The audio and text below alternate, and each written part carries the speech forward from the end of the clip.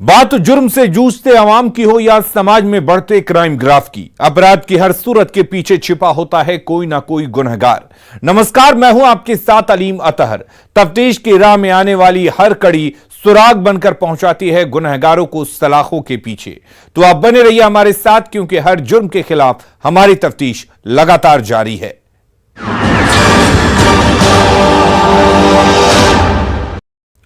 वो शादी से खुश नहीं थी। ससुराल में रहने के बाद भी आशिक के साथ उसका प्यार परवान चढ़ रहा था। आशिक के लिए वो इस कदर पागल थी कि ससुराल तक को छोड़ दिया। उसे भाई की बातें इस कदर नागवार लगती थी कि उसने उसकी जिंदगी को खत्म करने का प्लान बनाया और प्रेमी के साथ मिलकर इस साजिश को अंजाम तक पहुंचाया। रिपोर्ट में देखिए कातिल बहन का खूनी खेल।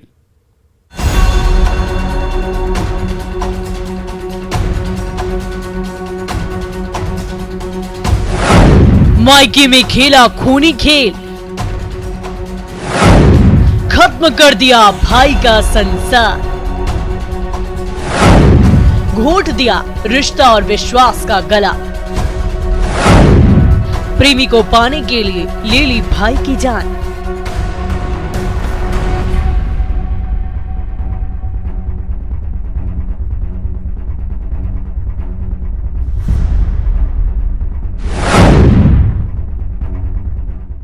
लोगों से अपने चेहरे को छुपा रही इस महिला को जरा गौर से देखिए। दो पेशेवर अपराधियों के साथ दिख रही इस महिला पर हत्या का आरोप है। इसने किसी गैर का खून नहीं किया, कत्ल किया है रिश्ते का, भाई बहन के विश्वास का, गला घोंटा है स्नेह भरे संबंधों का। तस्वीरों में दिख रही ये महिला समस्तीपुर के कल्याणपुर प्रखंड के बांकीपुर गांव की रहने वाली है। नाम है प्रियंका। प्रेमी के प्यार में पागल प्रियंका को ना तो अपने पति का साथ पसंद था और ना ही उसका घर।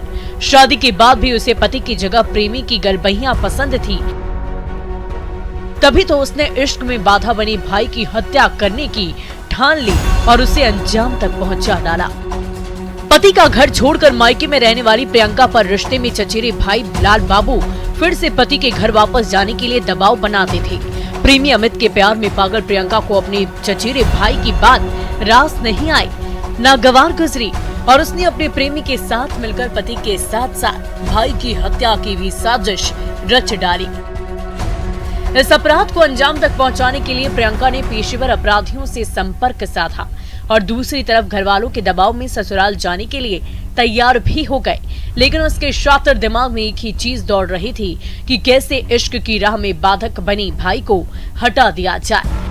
5 अक्टूबर के दिन जब घरवाले प्रियंका की विदाई की तैयारी में थे, तभी अपराधियों ने उसके भाई लाल बाबू के घर पर धावा बोल दिया और उसे गोलियों से भून डाला। प्रियंका को लगा कि उसकी चाल सफल रही है और उसके प्रेमी के साथ इश्क का ख्वाब भी पूरा होने वाला है।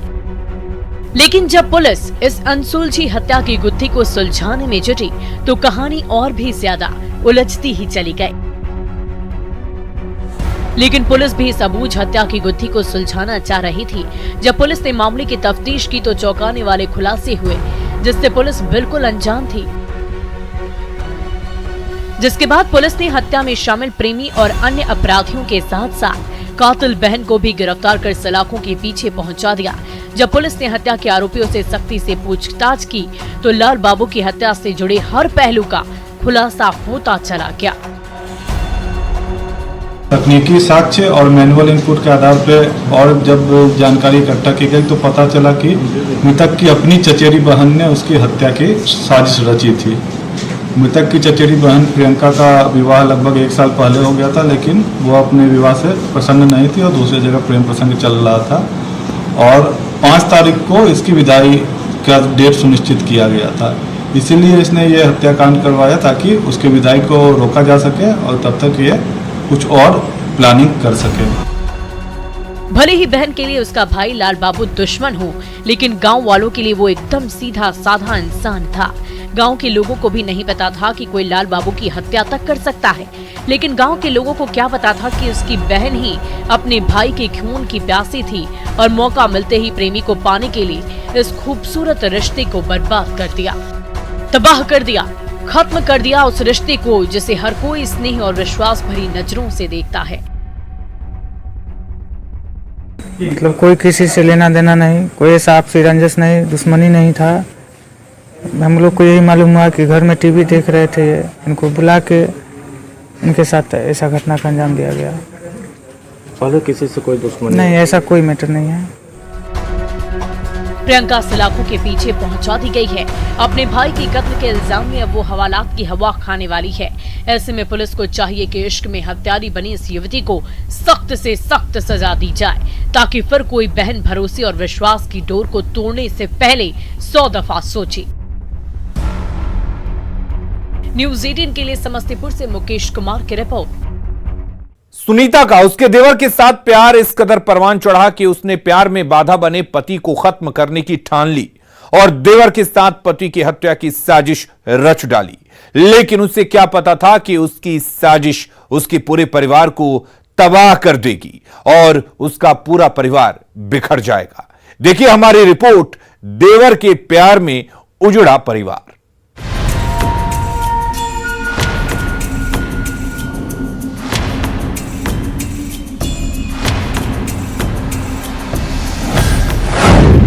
देवर के प्यार में कातिल बनी भाभी, आशिक देवर के लिए रच डाली साजिश, परिवार पर भारी पड़ा प्यार का बुखार, इश्क के चक्कर में उजड़ा परिवार।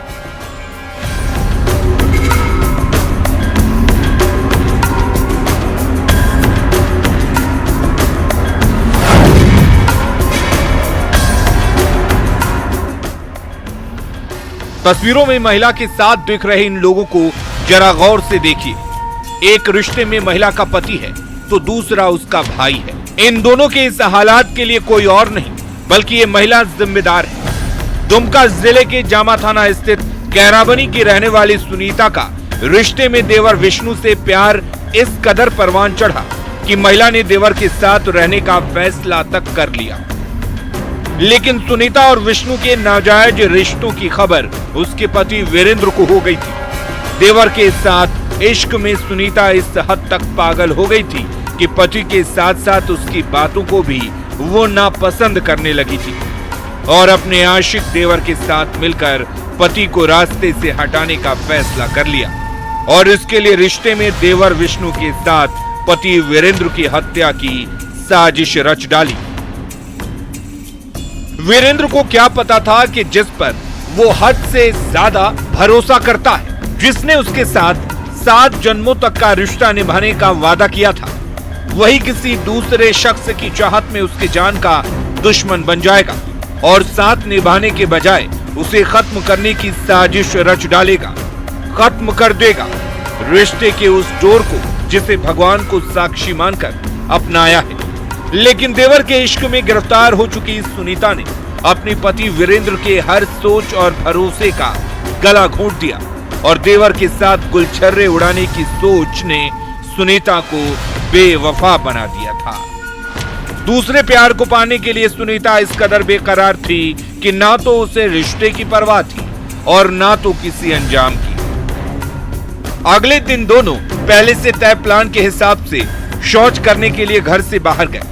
वीरेंद्र पर जानलेवा हमला किया, लेकिन जानलेवा हमले में सुनीता का पति वीरेंद्र बाल बाल बच गया, जिसके तुरंत बाद सुनीता अपने देवर विष्णु के साथ फरार हो गई। इधर मौत के मुंह से बाल बाल बचे वीरेंद्र ने सारी बातें सुनीता के भाई कामदेव को बताई, जिसके बाद दोनों ने फरार विष्णु और सुनीता की तलाश शुरू की।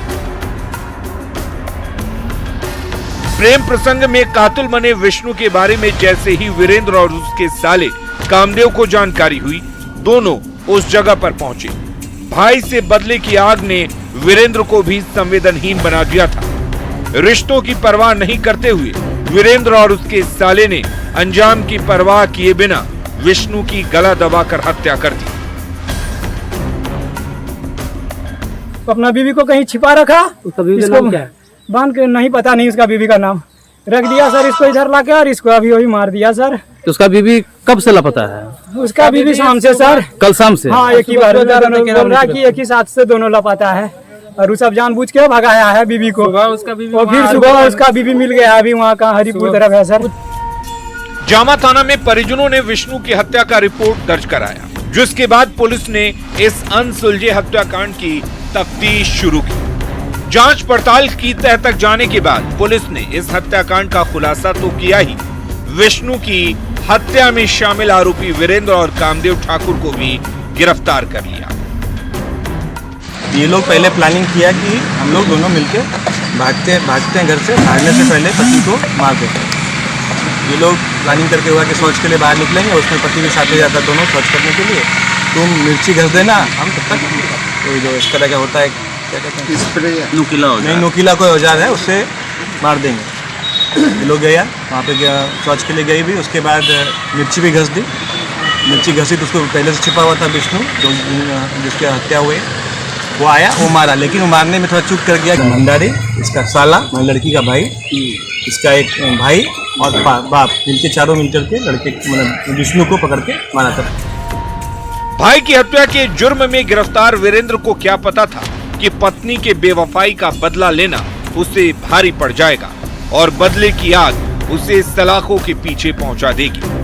हत्याकांड की तफ्तीश के बाद पुलिस ने वीरेंद्र और उसके साले को विष्णु की हत्या के जुर्म में गिरफ्तार कर लिया, तो दूसरी तरफ सुनीता को पति की हत्या की साजिश के जुर्म में। मामले की तफ्तीश से तो एक ही बात साबित होती है कि इसका मुख्य गुनहगार वीरेंद्र नहीं बल्कि उसकी पत्नी सुनीता है, जिसने देवर के इश्क में पड़कर पवित्र रिश्ते को बदनाम तो किया ही, भाई को भाई का दुश्मन भी बनाया है, साथ ही साथ अपने परिवार की खूबसूरती को भी बर्बाद कर दिया है। पुलिस को चाहिए कि दोनों आरोपियों के साथ साथ आरोपी महिला को भी सख्त सजा दिलाए, जिससे कोई भी महिला इस तरह का घिनौना काम करने की हिम्मत ना जुटा सके। न्यूज़ 18 के लिए दुमका से नितेश कुमार की रिपोर्ट।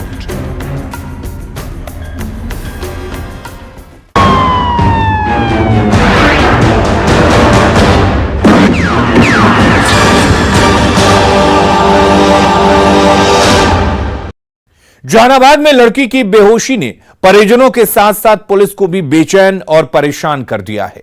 दोस्त की पार्टी में शामिल हुई लड़की जब बेहोशी की हालत में सदर अस्पताल पहुंची तो उसके साथ कई सवाल भी वहां पहुंच गए। परिजन लड़की को जहरीला पदार्थ खिलाने की बात कह रहे हैं तो पुलिस को यह मामला प्रेम प्रसंग का लग रहा है।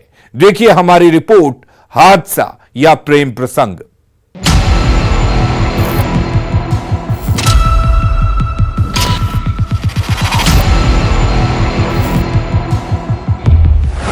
लड़की की बेहोशी ने बढ़ाई परिजनों की बेचैनी। पुलिस के लिए अबुझ बनी घटना। कोई बता रहा हादसा तो कोई प्रेम प्रसंग। पुलिस पर भारी परिजनों की चुप्पी।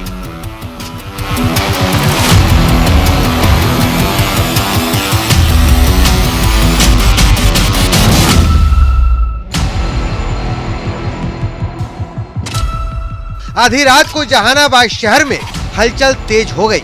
जिले के सदर अस्पताल में बेहोश लड़की के पहुंचते ही भगदड़ मच गई।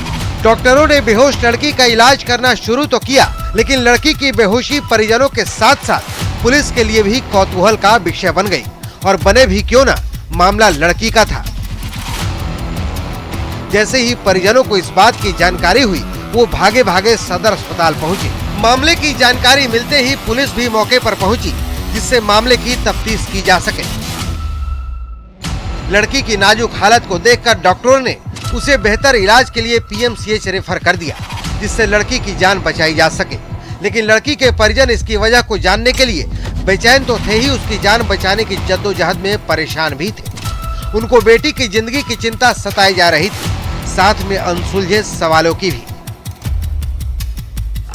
और उसके बाद इसका कॉन्फ्लिक्ट ITI का तो एडमिशन करवा दिए। तो हम लोग IAS भवन था वहाँ, हाँ वहाँ गए थे, हम काउंसलिंग करवाए इसका। तो फिर वहाँ मेरी फैमिली रहती है, तो रात में आने के लिए मम्मी मना की, तो हम अपनी फैमिली के घर पर रुक गए थे। फिर सुबह में हम अपने फैमिली के साथ आए, एक को लेकर आए इस टाइम 7:30 बजे। तो उसके बाद ये बोली मम्मी को कि हमारे अपनी फ्रेंड के घर से, उसके बाद से घर नहीं आई है। सदर अस्पताल से रेफर लड़की पटना के निजी अस्पताल में जिंदगी की जंग लड़ रही है और साथ में उन अबुझ सवालों से भी जिसने इस हालात में पहुंचाया है।